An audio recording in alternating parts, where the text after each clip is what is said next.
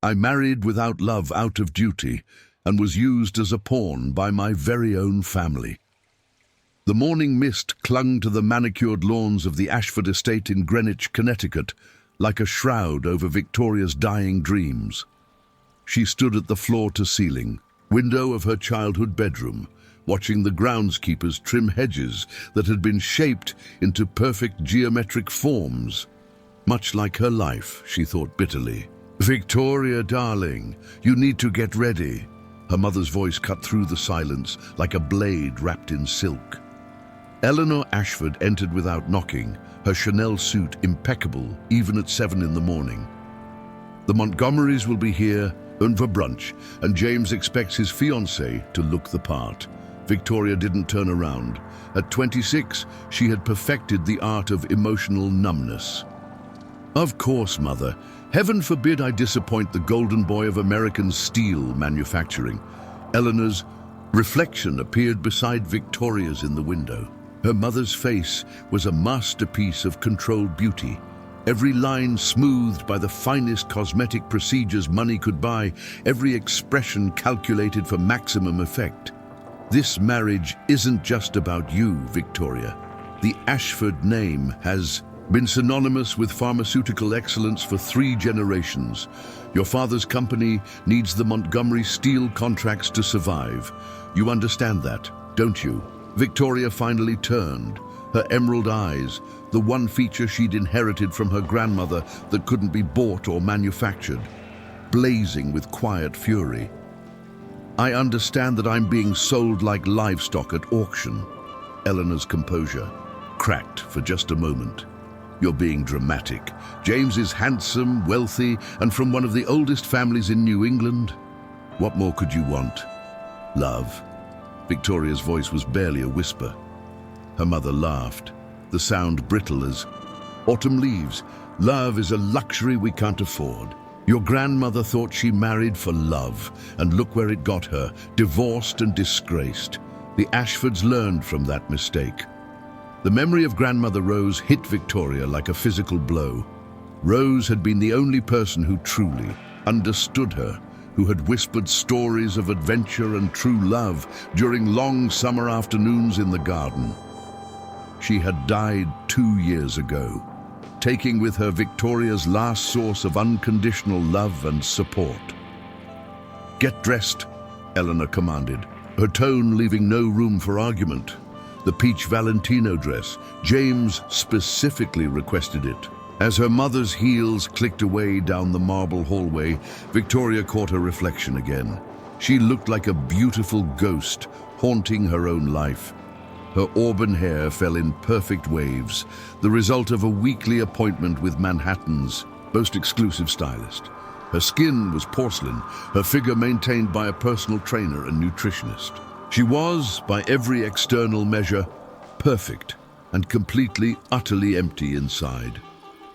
An hour later, Victoria descended the grand staircase of the Ashford mansion, her hand trailing along the mahogany banister that had been imported from England in 1847.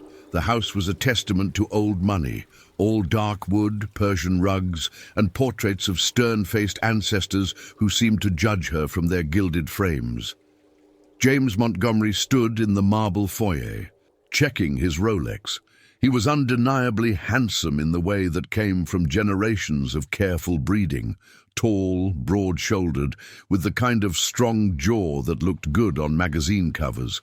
His blonde hair was perfectly styled, his navy suit impeccably tailored. When he looked up at her, his smile was practiced, automatic. "Victoria, beautiful as always." She descended the remaining steps, accepting his kiss on her cheek with the same enthusiasm she might show for a dental appointment. His cologne was expensive but overwhelming, chosen more for its price tag than its appeal. "James."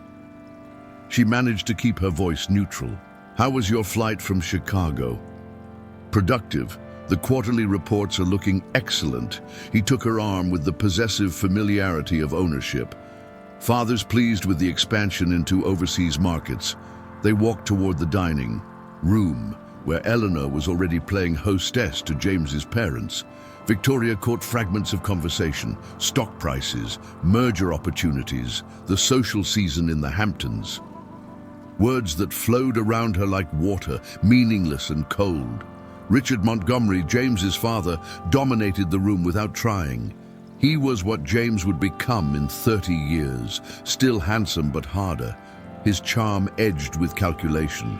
His wife, Patricia, was a carbon copy of Eleanor, down to the same surgeon and fashion sense. Victoria, Patricia air-kissed her cheeks, careful not to disturb her makeup. You look divine. That dress is perfect for the engagement photos this afternoon. Victoria's stomach clenched. Engagement photos? James squeezed her arm. I wanted it to be a surprise. Vanity Fair wants to feature us in their society pages. America's power couple or something like that. The walls of the dining room seemed to close in around her. Through the French doors, she could see the garden where she and Grandmother Rose used to have tea parties with imaginary friends who actually listened to her dreams. Now, that same garden would serve as the backdrop for photographs that would cement her fate. During brunch, Victoria smiled at the right moments, laughed at the appropriate jokes, and played her part flawlessly. Inside, a small voice, one that sounded remarkably like Grandmother Rose, whispered that it wasn't too late to run. But where would she go? Her trust fund was controlled by her father until she married or turned 35. She had a degree in art history from Vassar, but no practical skills, no real-world experience. She had been raised to be an ornament, and ornaments didn't survive outside their display cases. The wedding will be at St. James Cathedral, of course, Patricia was saying. December 23rd, perfect timing for the holiday season. The reception at the plaza will be absolutely magical. It will be the social event of the year, Eleanor agreed, her eyes bright with anticipated glory. Victoria excused herself to use the powder room, but instead found herself in her father's study. The room smelled of leather and cigars, dominated by a massive oak desk where Harold Ashford had made the deals that built their pharmaceutical empire. She pulled out her phone and scrolled through her contacts, looking for what a friend, someone who might understand. But her social circle consisted entirely of other young women in similar situations, beautiful, accomplished, and just as trapped as she was.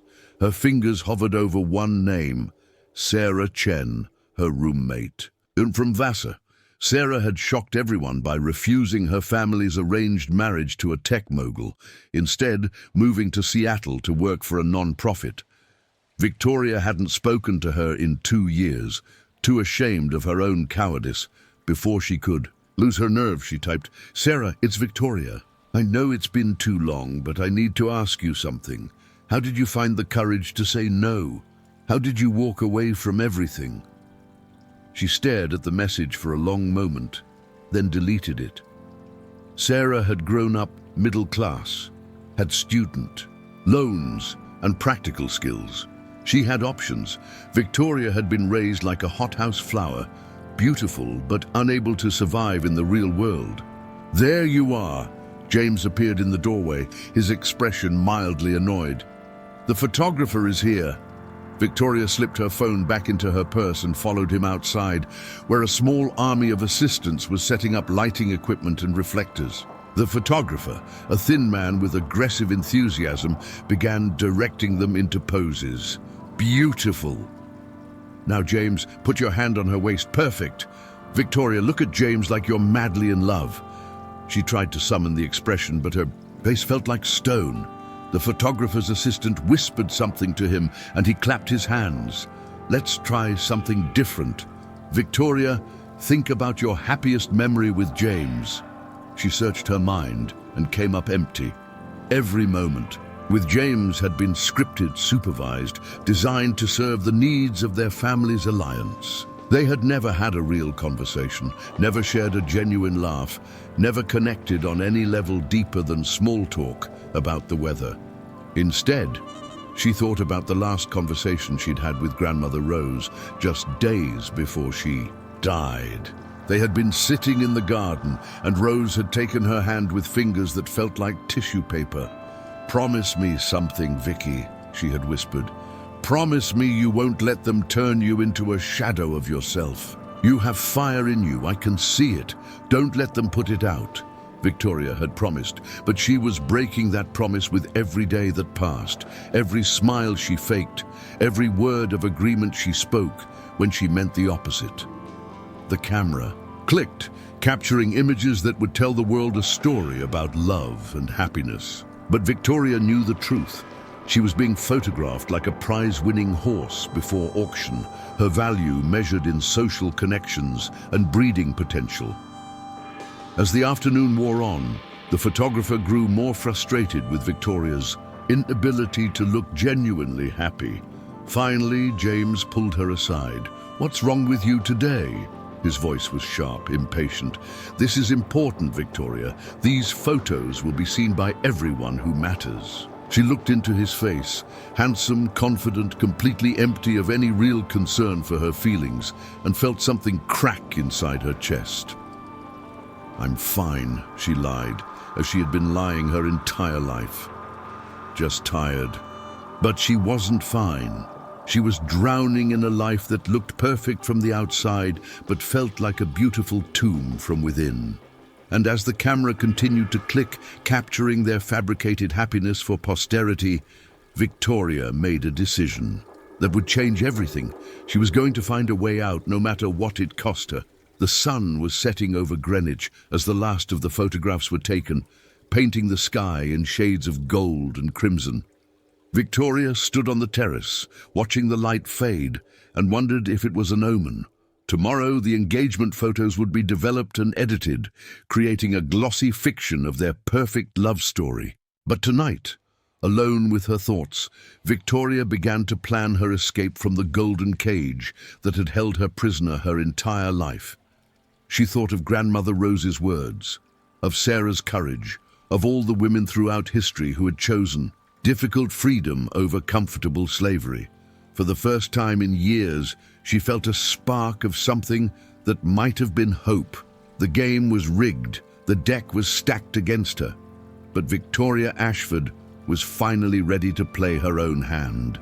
2 weeks after the engagement photos appeared in Vanity Fair, Victoria sat in the corner booth of a small cafe in Hartford, Connecticut, 40 miles from the careful surveillance of Greenwich society. She had told Eleanor she was shopping for wedding favors, a lie that came easier than breathing these days. Across from her sat Detective Michael Torres, a man whose weathered face and kind eyes suggested he had seen enough of the world's darkness to recognize truth when he heard it. Victoria had found him through a private investigator she'd hired, with cash withdrawn in small amounts over several months. "Miss Ashford," Detective Torres said, his voice gentle but professional, "I have to ask, are you sure you want to know what I've found? Sometimes the truth is harder to live with than the lie." Victoria's hands trembled as she wrapped them around her coffee cup. The ceramic felt warm and real, anchoring her to this moment of decision. "I need to know. I need to understand what I'm really part of." Torres opened a manila folder with the careful precision of someone handling evidence. "Your father's pharmaceutical company, Ashford Biotech, has been under FDA investigation for the past 18 months. There are allegations of falsified clinical trial data for their new arthritis medication." The words hit Victoria like ice water. "What does that mean?" "It means people could die, Miss Ashford. The medication was fast-tracked to market-based, on data that appears to have been manipulated. Early reports suggest it may cause heart complications in elderly patients." Victoria felt the cafe spinning around her. Her father, Harold Ashford, had always been distant, but she had believed him to be honorable. The man who had taught her to ride horses, who had taken her to bring your daughter to work days at the company headquarters, was potentially responsible for deaths. "The Montgomery connection," Torres continued, "is what's keeping this quiet. James's father, Richard Montgomery, sits on the board of directors at Ashford Biotech. He's been using his steel company's profits to fund your father's legal defense and pay for the silence of whistleblowers. That's why they need this marriage, Victoria whispered, understanding flooding through her like a dark tide. It's not just about business connections. It's about survival. Torres nodded grimly. If this investigation goes public, both companies could face bankruptcy. Criminal charges are possible. Your marriage to James isn't just uniting two families, it's creating a legal shield. Spouses can't be compelled to testify against each other. Victoria stared out the cafe window at the ordinary people walking by. A mother pushing a stroller, an elderly man walking his dog, a young couple holding hands. All of them living real lives, facing real problems, while she had been trapped in a bubble of wealth and privilege that was built on lies and potential murder. "There's something else," Torres said carefully. "I found records of payments from Montgomery Steele to several private investigators.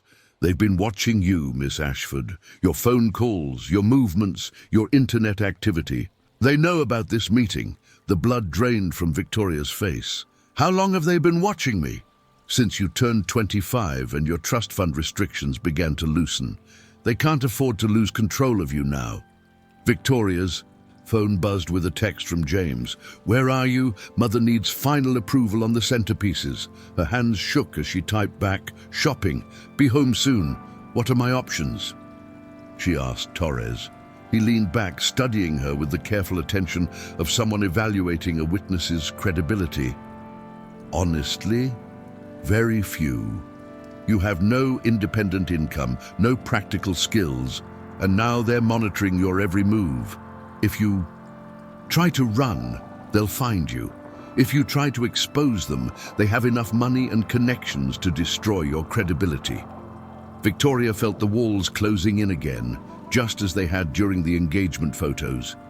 But this time, the stakes were higher than her personal happiness. People were potentially dying because of her family's greed, and her marriage would help cover it up. "There is one possibility," Torres said slowly. "The FBI has been investigating both companies as part of a larger corporate fraud task force. If you were willing to cooperate to gather evidence from the inside, you want me to be a spy against my own family. I want you to help stop people from dying." The drive back to Greenwich passed in a blur of autumn colors and racing thoughts. Victoria felt like she was seeing her world clearly for the first time. The massive houses weren't symbols of success, but monuments to greed. The perfectly manicured landscapes weren't beautiful, but sterile, artificial. When she arrived at the Ashford estate, she was surprised to find James's BMW in the circular driveway. Through the living room windows, she could see him pacing while talking on his phone, his free hand gesturing aggressively. Victoria parked her car and sat for a moment, studying the house where she had grown up. Every window glowed with warm light. Every architectural detail spoke of tradition and permanence. It looked like a home where happy families gathered for holidays and celebrations. But now she knew it was a beautiful facade hiding something rotten. She entered through the front door to find James waiting in the foyer, his face flushed with anger. "Where the hell have you been?" His voice was sharper than she had ever heard it. "I've been calling you for hours." "I told you I was shopping." "Bullshit." He stepped closer, and Victoria caught the smell of alcohol on his breath. It was barely 6 o'clock. "You were in Hartford, at a cafe on Asylum Street, with some Mexican guy in a cheap suit." Victoria's blood turned to ice, but she forced her expression to remain neutral. "I don't know what you're talking about." James grabbed her arm, his fingers digging into her flesh hard enough to bruise. "Don't lie to me, Victoria. We know exactly where you were and who you were with. The question is why."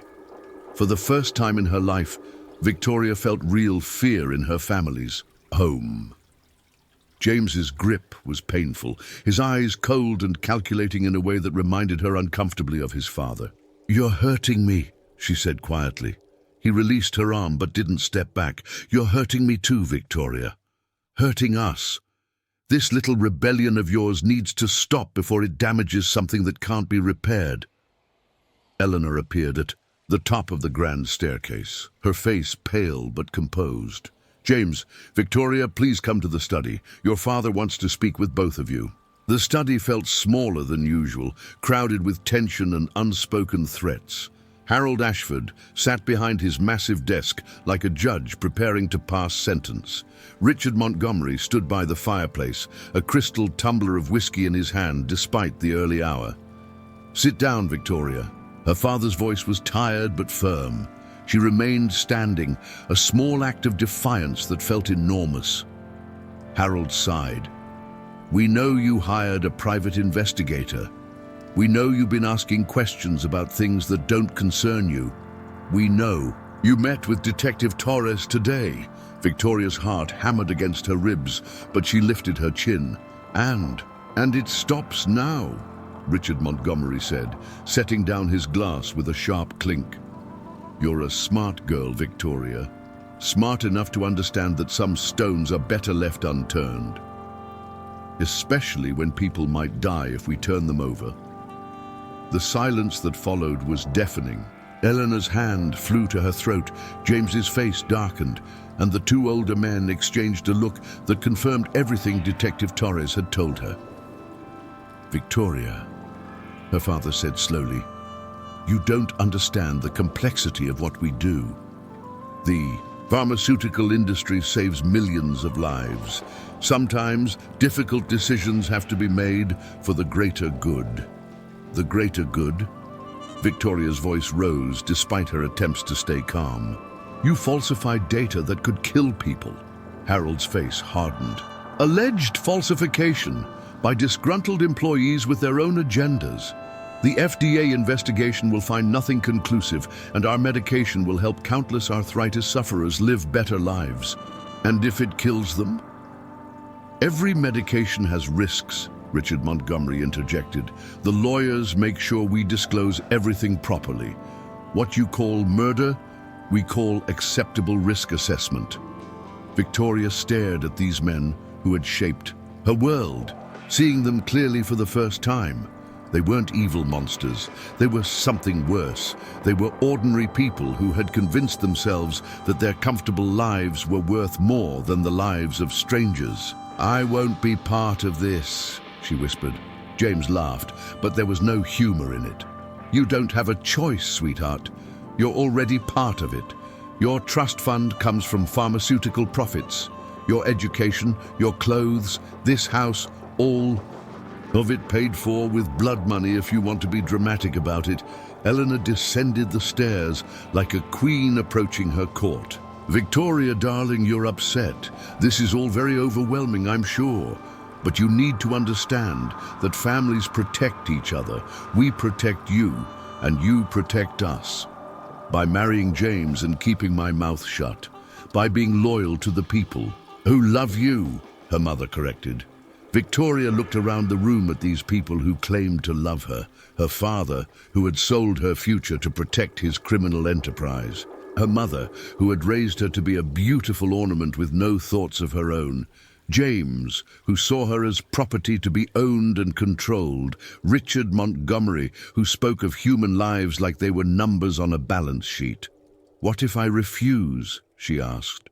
Harold opened a desk drawer and pulled out a thick legal document. "Then you'll be cut off completely. No trust fund, no family connections, no safety net of any kind. You'll leave this house with nothing but the clothes on your back. And we'll make sure you stay nothing," Richard added. "No respectable company will hire you. No decent family will associate with you. You'll be completely alone in a world you've never had to navigate by yourself." Victoria thought of Detective Torres's words. "You have no independent income, no practical skills, and now they're monitoring your every move." But she also thought of Grandmother Rose's voice. "You have fire in you, I can see it. Don't let them. And put it out. I need time to think," she said finally. "You have until the wedding," Harold replied. "December 23rd. 3 months to decide whether you want to be part of this family or cast out from it forever." As Victoria climbed the stairs to her room, she could hear the men discussing contingency plans in low, urgent voices. Eleanor followed her, catching up at the bedroom door. "Victoria, sweetheart, please don't do anything foolish. These men aren't our enemies. They're our protectors. Without them, we have nothing." Victoria looked at her mother, really looked at her. Eleanor Ashford was 53 years old, beautiful, accomplished, and completely dependent on the men in her life. She had traded her own autonomy so long ago that she had forgotten it was ever possible to live differently. What did you want to be, Mother? Before you married Dad, what did you dream about? Eleanor's carefully composed face flickered for just a moment, revealing something raw and long buried. "I wanted to be a teacher. Elementary school. I loved children, loved the idea of shaping young minds." What happened? I grew up. Eleanor's mask slipped back into place. "I learned that dreams are for people who can afford them. We can't, Victoria. We never could." That night, Victoria lay awake, staring at the ceiling of her childhood bedroom, surrounded by the pretty things that had been chosen to shape her into the perfect wife for someone like James. The canopy bed with its silk curtains, the antique vanity table where she had learned to apply makeup, the walk-in closet full of designer clothes that had been selected more for their ability to attract a wealthy husband than for her personal taste. Tomorrow, she would have to decide: submit to the life that had been planned for her, or risk everything for the chance to become someone she didn't even know she could be. Outside her window, the October wind rattled the bare branches of the oak tree where she used to climb as a child, dreaming of adventures and true love. The dreams of a little girl who didn't yet know that some prisons were made of gold and some cages came with silk ribbons. But tonight, for the first time in years, Victoria Ashford began to remember who she had been before they taught her to be afraid of her own strength. December 15th, 8 days before her wedding, Victoria stood in the bridal salon on Fifth Avenue, surrounded by a tornado of white silk, lace, and desperate activity. The dress, a $50,000 creation by Vera Wang, hung on her body like a beautiful shroud. "It's absolutely perfect," Eleanor breathed, tears glistening in her eyes. "You look like a princess, darling." Victoria stared at her reflection in the three-way mirror. The woman looking back at her was undeniably beautiful, but she felt like she was looking at a stranger. Or perhaps, she thought, she was finally seeing herself clearly for the first time. Over the past 2 months, she had played the perfect bride-to-be while secretly gathering evidence for Detective Torres and the FBI. She had photographed documents from her father's home office, recorded conversations using an app on her phone, and slowly built a case that could bring down both the Ashford and Montgomery empires, but the cost of maintaining this double life was wearing on her. She had lost weight, developed insomnia, and started having panic attacks that she hid with practiced smiles and careful breathing exercises. "The seamstress needs to take in the waist just a touch more," the salon manager was saying. "You've gotten so thin, dear. Pre-wedding nerves." "Something like that," Victoria murmured. Her phone buzzed with a text from James. "Rehearsal dinner tonight. Don't be late. Father has some investors he wants you to meet." Even now, 8 days before their wedding, James was still thinking about business connections. Victoria had finally accepted what Detective Torres had suspected from the beginning. James didn't love her any more than she loved him. She was simply the most valuable acquisition his family had ever made. That afternoon, Victoria drove to Hartford for what would be her final meeting with Detective Torres. The small cafe had become a strange refuge, the one place where she could drop her mask and speak freely. Torres was already waiting when she arrived, and she could tell immediately that something had changed. His expression was grave, and there was a tension in his posture that hadn't been there before. "We have a problem," he said without preamble. The evidence you've gathered is solid, but we just learned that the FBI's corporate fraud task force is being shut down. Budget cuts, they claim, but my sources say pressure came from high up, someone with serious political connections. Victoria felt the world tilt around her. What does that mean?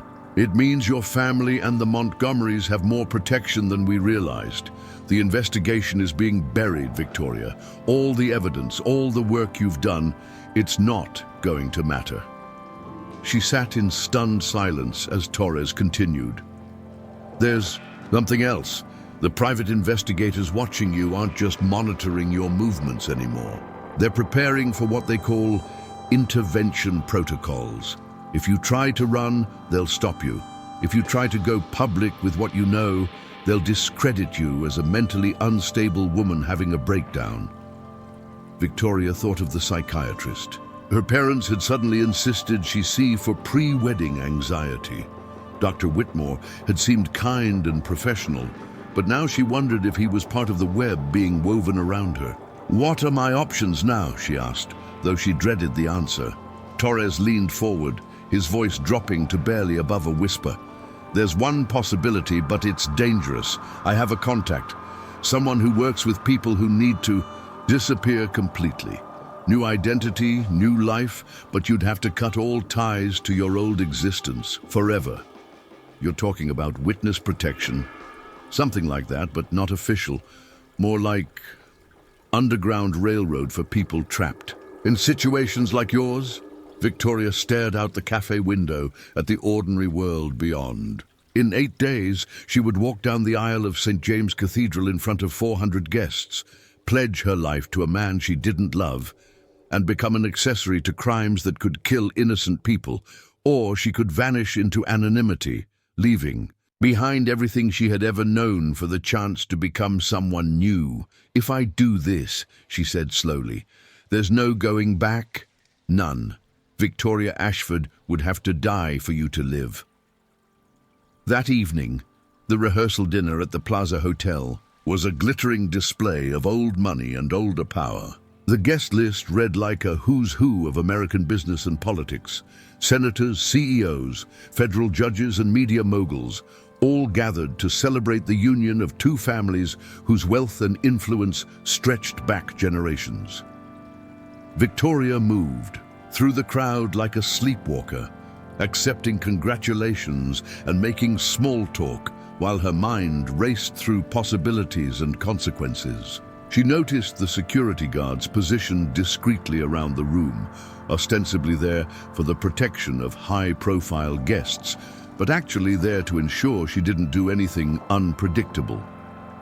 During the dinner, Richard Montgomery stood to make a toast that was really a victory speech.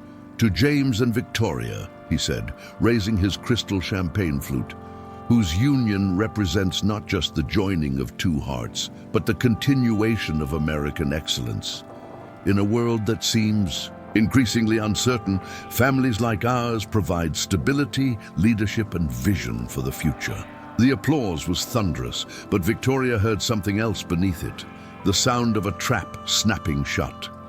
James leaned over to whisper in her ear, "You look beautiful tonight, but you seem distant. Everything all right?"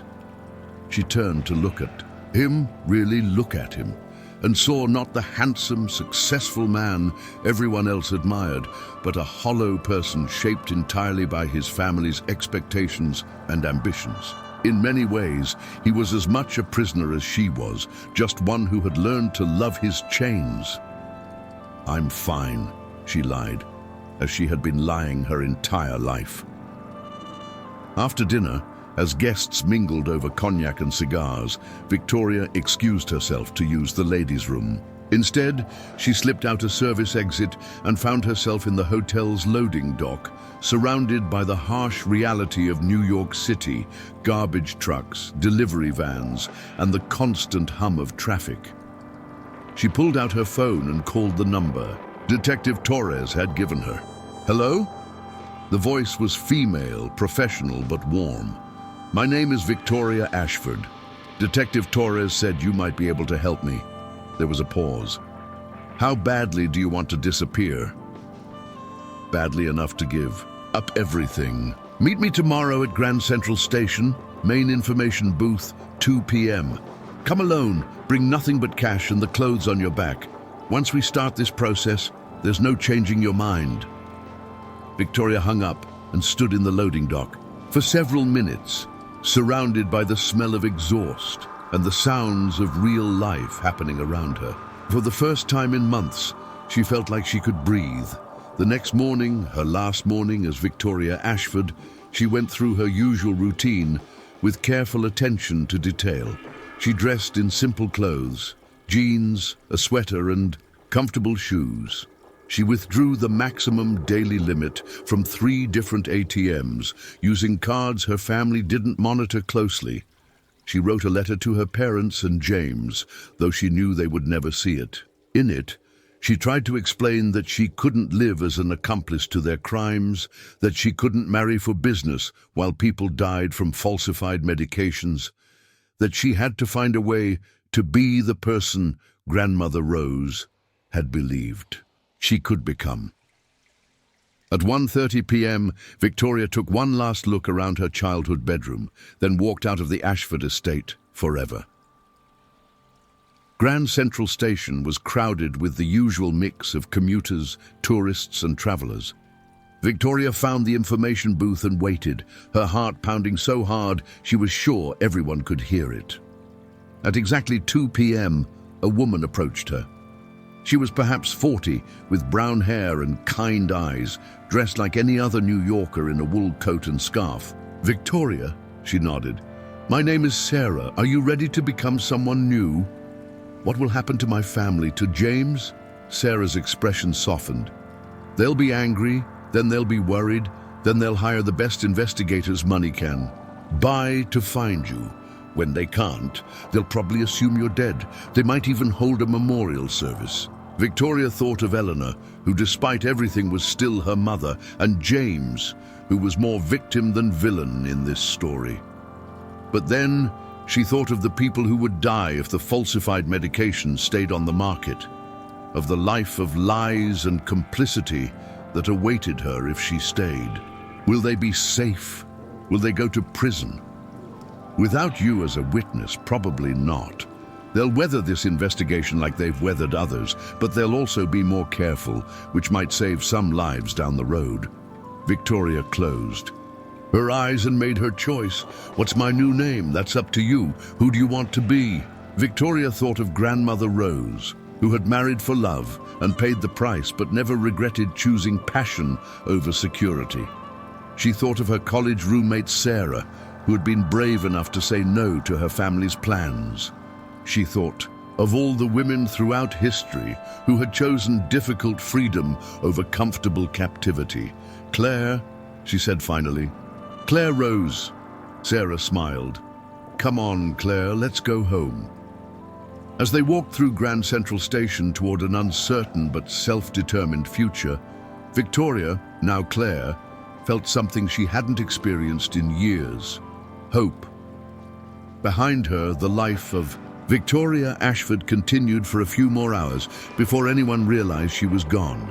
Ahead of her lay a world she had never navigated alone, full of challenges she had never faced and possibilities she had never imagined. The golden cage was finally open, and for the first time in her life she was free to fly. 1 year later, Claire Rose sat in a small coffee shop in Portland, Oregon, rain pattering against the windows as she graded papers from her ESL students. Her hands were calloused from her part-time job at a local bookstore. Her clothes came from thrift stores rather than designer boutiques, and her one-bedroom apartment was smaller than her old walk-in closet. She had never been happier. The transition hadn't been easy.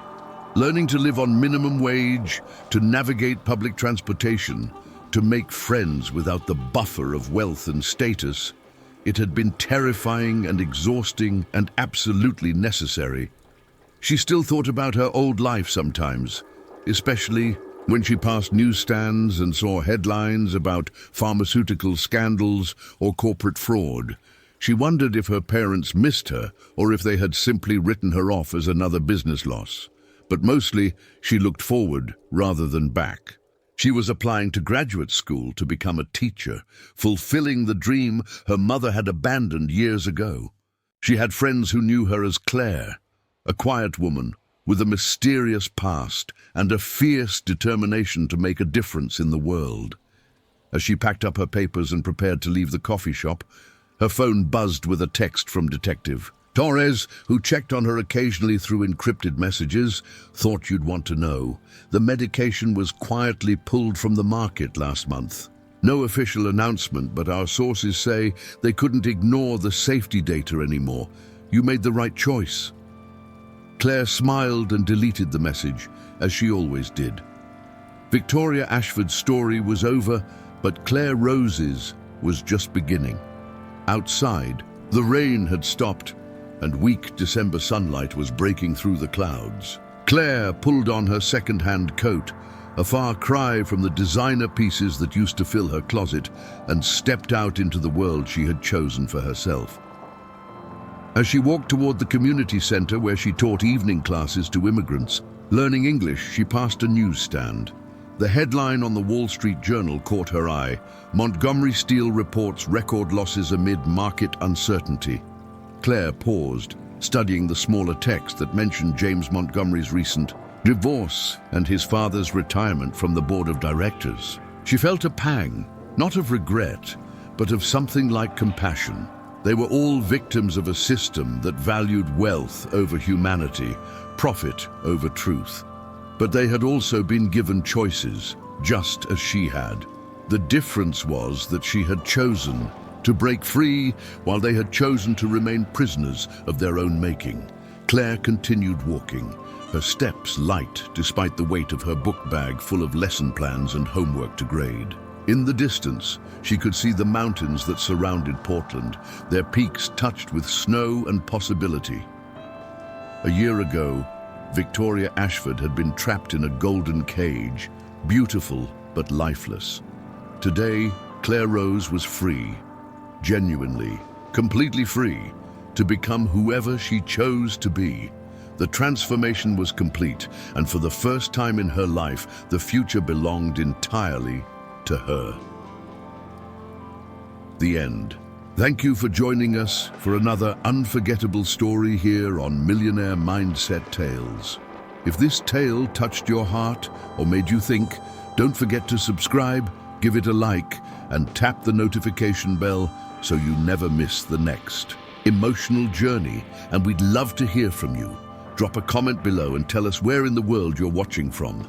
Your stories and locations inspire us every day. Until next time, stay inspired and keep believing in second chances.